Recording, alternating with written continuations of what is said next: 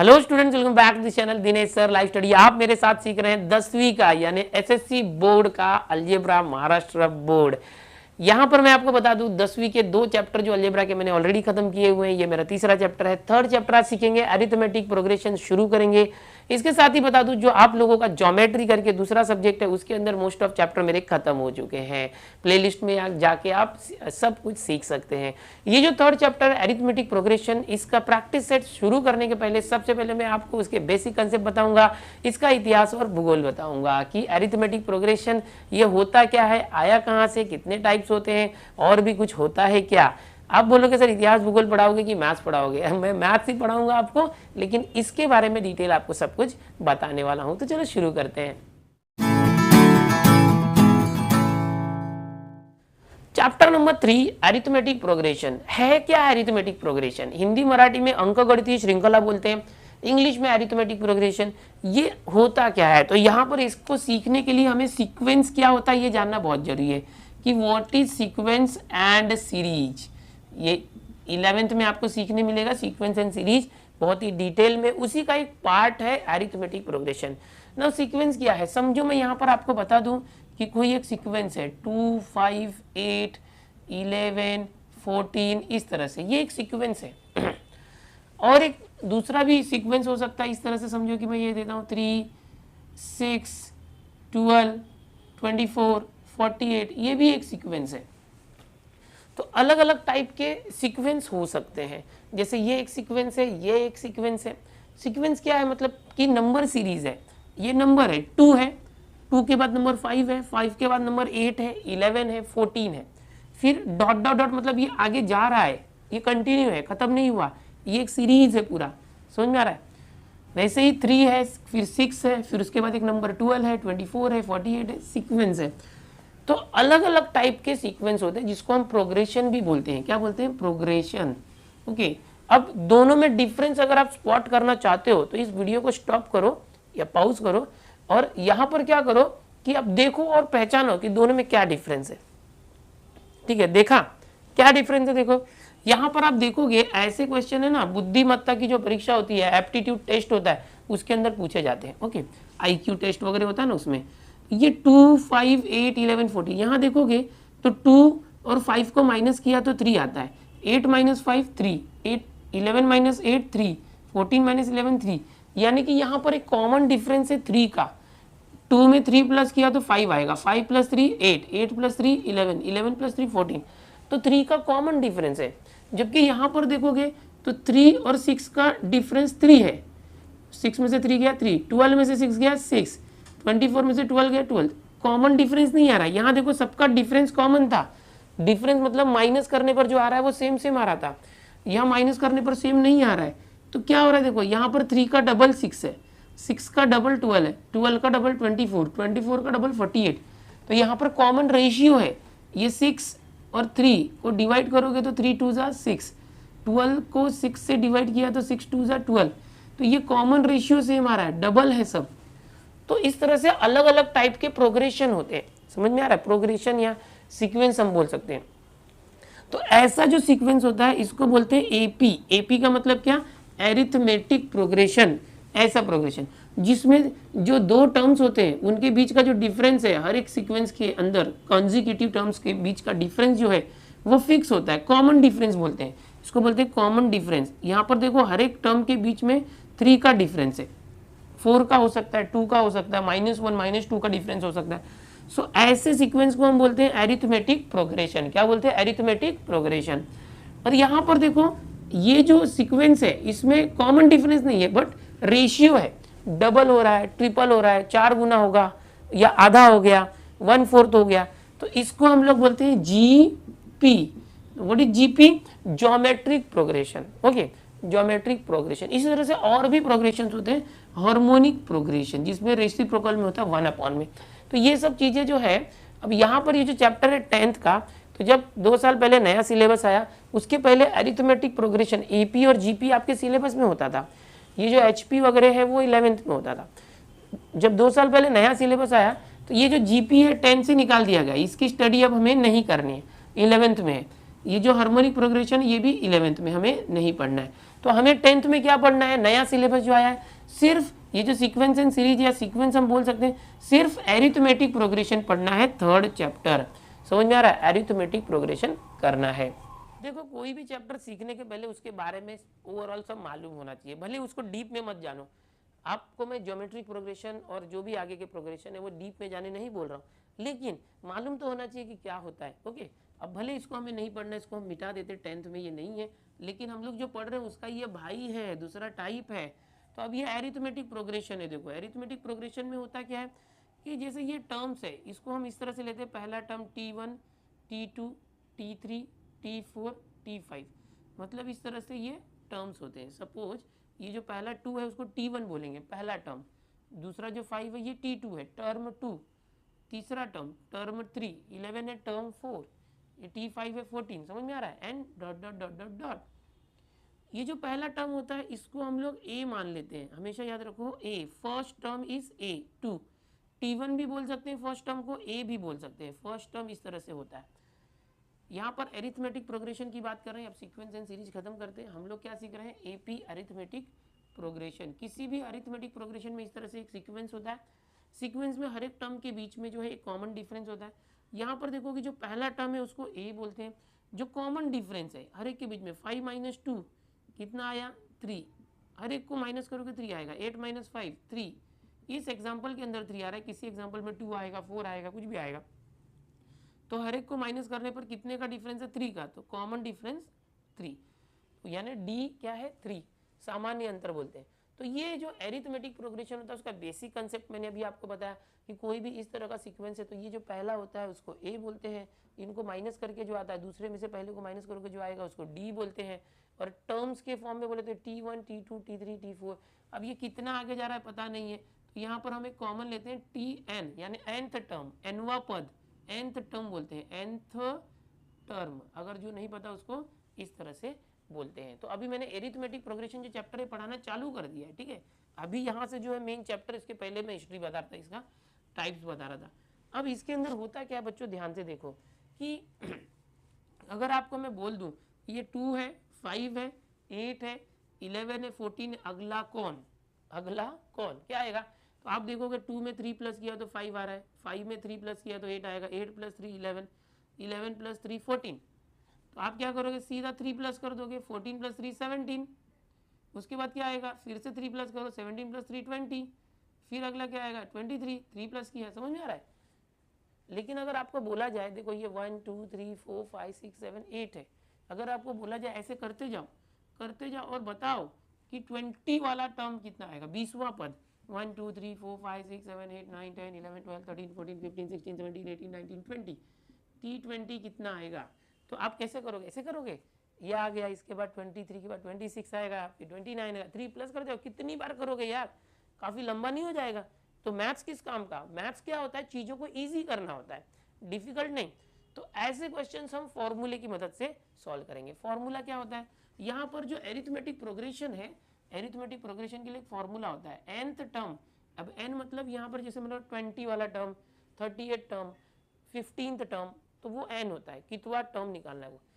nth term is equal to a + n - 1 d, ये एक formula है, ये एक फॉर्मूला है। सपोज हमारे पास ये जो क्वेश्चन है इसी के अंदर बात करते हैं, इस क्वेश्चन के अंदर बात करते हैं। चलो यहाँ पर ये 3 का डिफरेंस है, ये फर्स्ट टर्म है। ओके, यहाँ पर a की वैल्यू क्या आ गई है 2, और कॉमन डिफरेंस माइनस करके क्या आ रहा है 3, ये आ रहा है। मुझे अगर पूछा गया कि T12 बताओ कितना आएगा, यानी जो 12th वाला टर्म है वो कितना आएगा, तो इस क्वेश्चन से मुझे समझ में आया कि मुझे n जो है 12 लेना है, क्योंकि मुझे Tn की जगह पर, देखो n की जगह पर क्या है 12 है, तो n जो है 12 लेना है। समझ में आ रहा है, तो n 12 लेना है। फर्स्ट टर्म ये 2 है और कॉमन डिफरेंस क्या है 3 का डिफरेंस है, और n की वैल्यू 12 है, तो Tn निकालना है, Tn भी 12। तो आप पहले फॉर्मूला लिखोगे, वी हैव, क्या लिखोगे, वी हैव Tn का formula, Tn = a + n - 1 × d।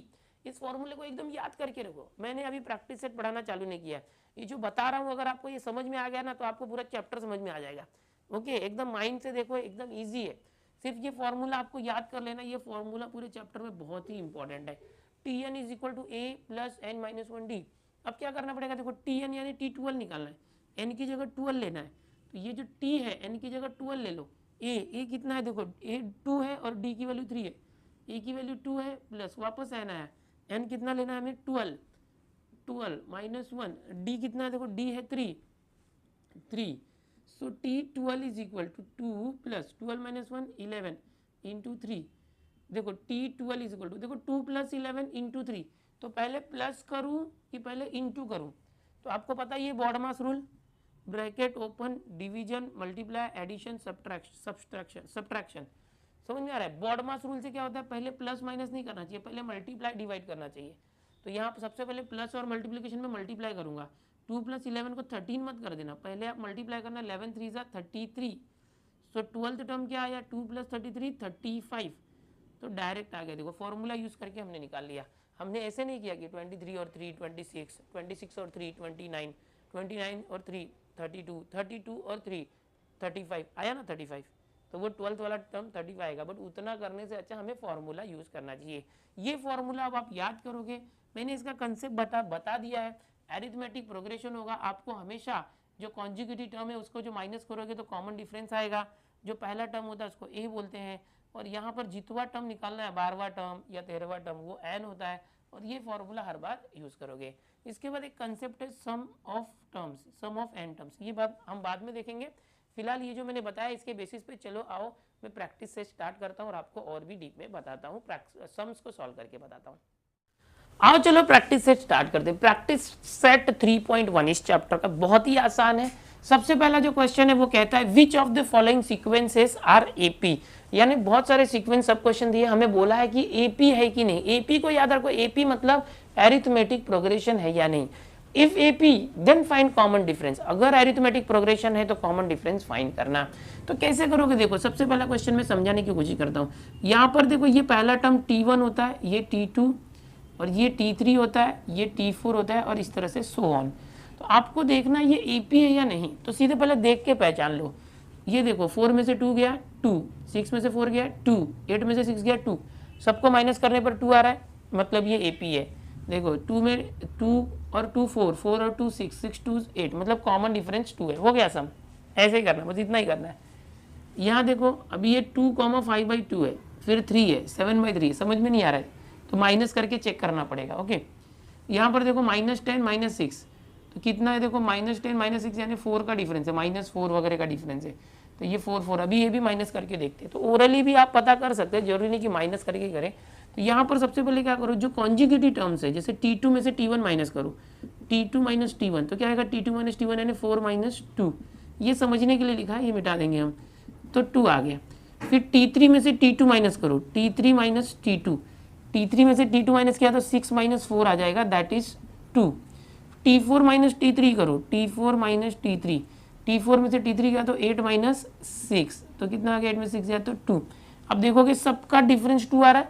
Okay, यहाँ पर लिखोगे since the difference of consecutive मतलब एक के बाद आने वाला दूसरा, since the difference of consecutive terms are constant, या तो is constant, since the difference of conjugative terms are constant, differences लिखो, देयरफॉर गिवन, क्या क्वेश्चन था, which of the following sequences are AP, therefore given sequence is an AP, जो दिया हुआ sequence है वो एपी है, ये एपी है। अगर एपी है, इफ एपी पता लगाना था एपी है या नहीं है, तो मैंने पता लगा लिया, सबका आंसर सेम आ रहा है इसलिए एपी। अगर ये अलग अलग आता तो हम बोलते एपी नहीं है। तो अगर एपी है तो कॉमन डिफरेंस फाइंड करो, तो ये जो आया है ना 2 2, ये ही कॉमन डिफरेंस है। ओके, यहाँ पर डायरेक्ट लिखोगे common difference is equal to 2, तो ये हो गया आपका आंसर। बहुत ही आसान है, इतना ही करना है, पता लगाना है कि जो दिया हुआ सीक्वेंस है वो एपी है या नहीं। एपी यानी एरिथमेटिक प्रोग्रेशन, डिफरेंस कॉमन आना चाहिए। चलो यहाँ देखते हैं। अच्छा, ये समझने के लिए था t1 t2, इसको नहीं लिखेंगे, तो यहाँ पर भी करो t2, ये जो सेकेंड टर्म है उसमें से पहला टर्म माइनस करो, फिर थर्ड टर्म में से दूसरा टर्म माइनस करना, फिर फोर्थ टर्म में से तीसरा टर्म माइनस करना, और चेक करना माइनस करने पर सेम कॉमन डिफरेंस आ रहा है कि नहीं। तो 5/2 इसमें से 2 माइनस किया तो क्रॉस मल्टीप्लाई करो, 5 - 2, इसका अपन कुछ नहीं तो 1, 5 1 5, 2 2 4, क्रॉस मल्टीप्लाई अपॉन 2 × 1 2, 5 माइनस 4 1/2, 1/2 आया। अब T3 माइनस T2 करो, देखो ये T1 T2 T3, पहला टर्म, दूसरा टर्म, तीसरा टर्म, T3 यानी तीसरा, 1 2 3, तीसरा क्या है 3 है, माइनस T2, तो ये फर्स्ट सेकेंड वाला 5/2, इसका अपॉन कुछ नहीं तो 1 समझो, क्रॉस मल्टीप्लाई करो, 3 2 जा 6, क्या आया देखो 3 2 जा 6, माइनस 5 1 जा 5 अपॉन 2 1 जा 2, 6 में से 5 गया 1/2, देखो सेम आ रहा है, इसका भी सेम आ गया तो बस हो गया, AP है मतलब।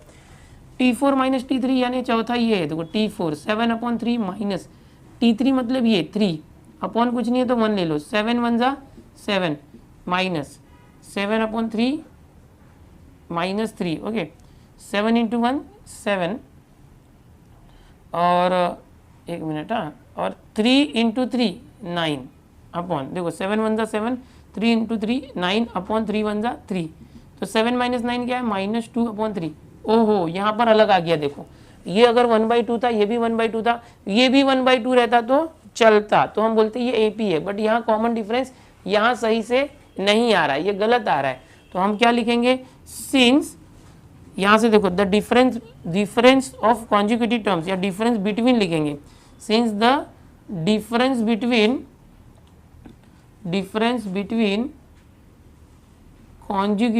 Conjugative terms are not constant,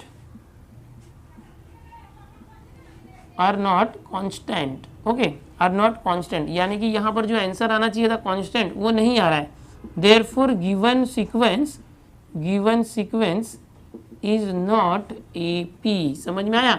इस तरह से पूरा आपको लिखना पड़ेगा। अब क्या बोला है कि अगर AP है तो कॉमन डिफरेंस निकालो, ये तो AP है ही नहीं, यहाँ पर AP कब था, जब सब सेम था, जो सेम वैल्यू आया था वही कॉमन डिफरेंस होता है, यहाँ सब सेम है ही नहीं तो AP है ही नहीं, तो कॉमन डिफरेंस लिखने की जरूरत नहीं है। अब तीसरा इसी तरह से देख लो, क्या दिया देखो, ये T1 T2 T3, तो आप कैसे करोगे, T2 में से पहले T1 माइनस करो, फिर T3 में से T2 माइनस करो, फिर T4 में से T3 माइनस करो, T2 माइनस T1, ये T2 क्या है -6, उसमें से माइनस किया -10 को, तो -6, देखो -6 माइनस माइनस +10, तो 10 - 6 क्या आया 4, समझ में आया, +4 आया।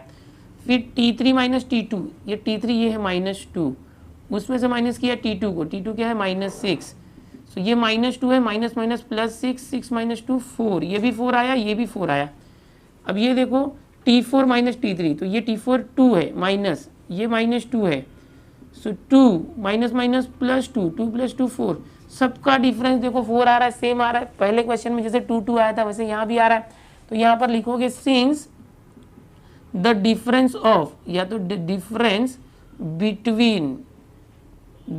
Between consecutive terms are constant, क्या लिखा हमने कि जो कांस्टेंट, ओके, देयरफॉर जो कॉन्जिक्यूटिव टर्म्स है उसके बीच का डिफरेंस कांस्टेंट आ रहा है, therefore given sequence is an AP, इस तरह से लिखना है। और कॉमन डिफरेंस क्या आ जाएगा, कॉमन डिफरेंस जो सेम आंसर आया था माइनस करने पर 4 4 4, वो हो गया 4, इसको कॉमन डिफरेंस को D करके दिखा दोगे तो भी चलेगा, जैसे यहाँ पर था कॉमन डिफरेंस D = 2, ऐसे करोगे तो भी चलेगा। तो मैंने देखो अभी आपको पूरा क्वेश्चन नंबर 1 के अंदर 3 सब क्वेश्चन सिस्टमेटिक लिख के बताया कि किस तरह से लिखना चाहिए। तो अब जो है लिखने का तरीका मैं बता चुका हूँ किस तरह से लिखना है। आगे के जो सब क्वेश्चन इस क्वेश्चन नंबर 1 के अंदर है और भी जो है उसमें मैं आपको सिर्फ बताता हूँ कैसे करना है, शॉर्ट में बताऊंगा, लिखना आप अच्छे से, ठीक है। पहले इसको कॉपी कर लो फिर अगले बताता हूँ क्वेश्चन। बच्चों देखो टेक्स्ट बुक में जो क्वेश्चन दिया है वो सारे क्वेश्चन मैंने लेके सॉल्व करा। यहाँ पर टेक्स्ट बुक में जो सेकंड वाला क्वेश्चन है, यहाँ पर ये जो 7/3 है इसके अंदर प्रिंटिंग मिस्टेक है टेक्स्ट बुक के अंदर। अगर वो 7/3 होता है तो जैसे मैंने बताया है ऐसे ही करना है, ठीक है, क्योंकि हमें तो बोला है चेक करो अरिथमेटिक प्रोग्रेशन है या नहीं, तो हमने माइनस करके चेक कर लिया। तो ये क्या आ रहा है, ये 1/2 आ रहा है, ये 1/2 आ रहा है, ये 1/2 नहीं आ रहा है, इसलिए अरिथमेटिक प्रोग्रेशन नहीं है। बट टेक्स्ट बुक के लिए करेक्शन बताया है बाद में, क्योंकि ये 2 साल पहले नया सिलेबस आया था, जो मेरे पास बुक्स है जब नया सिलेबस आया था तभी की, उसमें करेक्शन है। क्या करेक्शन है कि यहाँ पर 3 की जगह पर ना 2 होना चाहिए इस टेक्स्ट बुक के अंदर। तो वो भी मैं आपको बता देता हूँ करके कि अगर 7/2 है आपकी बुक में, अगर 3 लिखा है तो 3 लिखा है तो मैंने सॉल्व करके बता दिया। अगर वैसा क्वेश्चन होता तो ये कर दें, अगर 2 होता तो क्या होता, तो ये यहाँ 7/2 - 3 हो जाता यहाँ पर, और यहाँ नहीं, यहाँ पर 7/2 माइनस 3 ये हो जाता, फिर क्रॉस मल्टीप्लाई करते 7 1 7 एंड 3 2 6 आ जाता है यहाँ पर, और ये 7 माइनस 6 क्या हो जाता है, यहाँ पर 2 है, देखो ये अपॉन 2 है, 2 1 2 7 माइनस 6 तब 1/2 आ जाता। अगर यहाँ 7/2 रहता, समझ में आ रहा है, करेक्शन है, टेक्स्ट बुक में यहाँ 3 लिखा है तो मैंने सॉल्व करके बता दिया, 3 रहेगा तो जो दिया क्वेश्चन पेपर में जो दोगे वही सॉल्व करेंगे, लेकिन करेक्शन है वो भी करके बता रहा हूँ कि अगर यहाँ 2 रहेगा तो 7/2 माइनस 3 करोगे तो 1/2 आएगा, फिर तीनों सेम आया, फिर आप लिखोगे the difference between consecutive terms are constant, okay, given sequence is AP, और कॉमन डिफरेंस लिखेंगे, क्या लिखेंगे, कॉमन डिफरेंस कितना आ गया 1/2, यानी d इज इक्वल टू 1/2। समझ में आया, मैंने वापस से क्यों बताया सेकंड वाला, कि टेक्स्ट बुक में यहाँ 3 दिया हुआ है, 3 लेंगे तो नहीं आएगा, अगर आपको एग्जाम में क्वेश्चन आता है यहाँ 3 होता तो 3 लेके ही करना, ये बाद में करेक्शन आया है बोर्ड की तरफ से कि यहाँ 2 होना चाहिए टेक्स्ट बुक करेक्शन, तो अगर 2 होगा तो ऐसे करना, मैंने दोनों तरीके से बता दिया है। अब आपको एग्जाम में कौन सा क्वेश्चन आता है, देखो यहाँ 2 लिख के आया तो ऐसे करना, 3 लिख के आया तो पहले जो बताया था वो करना, वो सीखना इंपॉर्टेंट है, नंबर बदल के कुछ भी दे दो, एक बार तरीका आ गया तो हम कर लेंगे, ठीक है। इसको कॉपी कर चुके हो, इसको वापस से कॉपी कर लो। चलो अगला देखते हैं। अब आगे के क्वेश्चन देखो, क्वेश्चन नंबर 1 के अंदर which of the following sequence are AP, हम जो कर रहे थे सिर्फ पहचानना है, लिखने का तरीका मैंने आपको सिखा दिया है, उस तरीके से अच्छे से सिस्टमेटिक लिखना। फटाफट मैं आपको हिंट देता हूँ, 4th क्वेश्चन देखो 0.3 0.33 0.333 एंड डॉट डॉट मतलब आगे गए, यहाँ करेक्शन है, टेक्स्ट बुक में प्रिंटिंग मिस्टेक है, ध्यान से देख लो। देखो ये T1 है, ये T2 है, ये T3 है, पहला टर्म, दूसरा टर्म, तीसरा टर्म, तो क्या करते हो आप T2 माइनस T1 करते हो, इसमें से इसको माइनस करो, 0.33 है, इसमें से माइनस करना 0.3 को, ओके। अब पॉइंट के बाद 2 डिजिट है, डेसिमल पॉइंट के बाद, यहाँ एक ही है तो एक 0 बढ़ा दो, ऐसे बढ़ा सकते हैं, तो माइनस करोगे तो क्या आएगा, 3 में से 0 गया 3, 3 में से 3 गया 0, पॉइंट 0 में से 0 गया 0, तो ये क्या है, दोनों को माइनस किया। अब इनको माइनस करो, T3 थर्ड टर्म में से सेकेंड टर्म को माइनस करना, इसमें से ये क्या है 0.333 माइनस, इसमें से ये माइनस किया 0.33, यहाँ डेसिमल पॉइंट के बाद 3 डिजिट है, यहाँ डेसिमल के बाद 2 ही डिजिट है तो 0 बढ़ा दो, तो क्या जाएगा 3 में से 0 गया 3, 3 में से 3 गया 0, 3 में से 3 गया 0, तो ये आ गया। दोनों सेम आया क्या, नहीं आया क्या, 0.03 0.003, तो यहाँ पर क्या लिखेंगे, पूरा लिखोगे, since the difference between consecutive terms are not same या not constant, okay, therefore given sequence is not an AP, या पूरा लिखना, मैं शॉर्ट में लिख रहा हूँ, ओके, वो 2-3 लाइन लिखना, ओके। और यहाँ पर कॉमन डिफरेंस सेम नहीं है तो डी की वैल्यू लिखने की जरूरत नहीं है।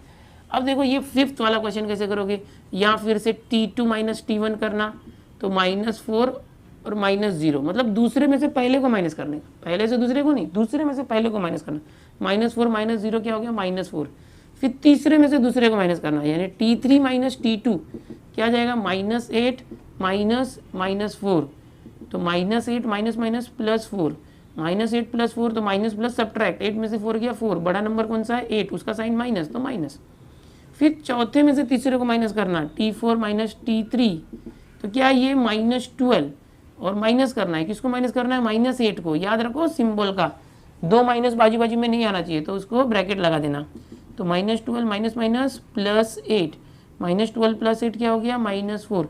अब देखो यहाँ पर -4 आया, -4 आया, -4 आया, तो क्या लिखोगे, since the difference between consecutive terms are constant therefore given sequence is an AP, okay, direct लिखा, therefore given sequence is an AP, और common difference d is equal to -4। अच्छे से लिखना, लास्ट वाला लाइन में लिख नहीं रहा हूँ, पहले जैसे बताया था वैसे लिखना। 6th वाला क्वेश्चन देखो, यहाँ पर T2 माइनस T1, अब देखोगे सब सेम आ रहा है, तो ये तो कुछ माइनस करने पे तो 0 आएगा, सेम नंबर को माइनस किया 0 आएगा, क्या करें, चलो करके देखते हैं। T2 माइनस T1 सेम है, -1/5 में से माइनस करना है, इसमें से -1/5 को ही माइनस करना है, तो दोनों को माइनस करोगे, सेम नंबर को माइनस किया तो 0 आएगा।